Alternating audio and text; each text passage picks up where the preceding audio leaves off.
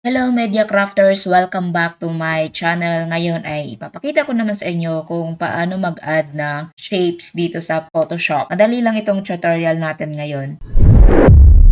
Dito sa ating tool panel sa pinakababa, kung makita nyo itong square, i-click lang yan. I-click lang tong arrow na maliit sa gilid and lalabas na yung option ng mga shape. Pwedeng rectangle, circle, triangle, polygonal, line, or custom shape. For example, itong rectangle, click lang natin and i-click lang and then drag. So, meron na tayong rectangle. Pwede natin palitan ng color. I-click lang tong sa baba and then change natin ng color. Pagka okay, Alt, backspace. There you go. Click ulit yung shape, rectangle. Para maging square naman, i-hold lang yung shift. I-hold lang yung shift sa keyboard and then click and drag. Pati ng color, click din sa baba, sa color panel. Red naman. Alt, backspace sa keyboard. So, napareho sila ng color, no? Kasi hindi natin sila hiniwalay. Nasa iisang layer lang sila. Ganun yung mangyayari. Kaya pag gusto nyo iba-iba color sa isang shape, kailangan iba-ibang layers sila para hindi maapektuhan yung ibang design. So, mag-add tayo ng ito sa baba,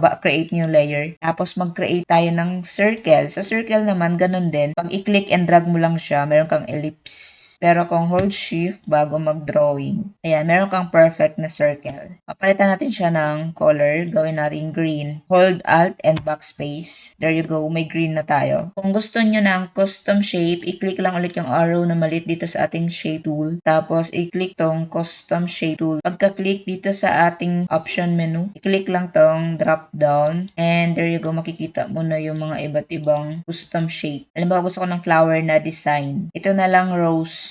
Ganon din. Click and drag lang.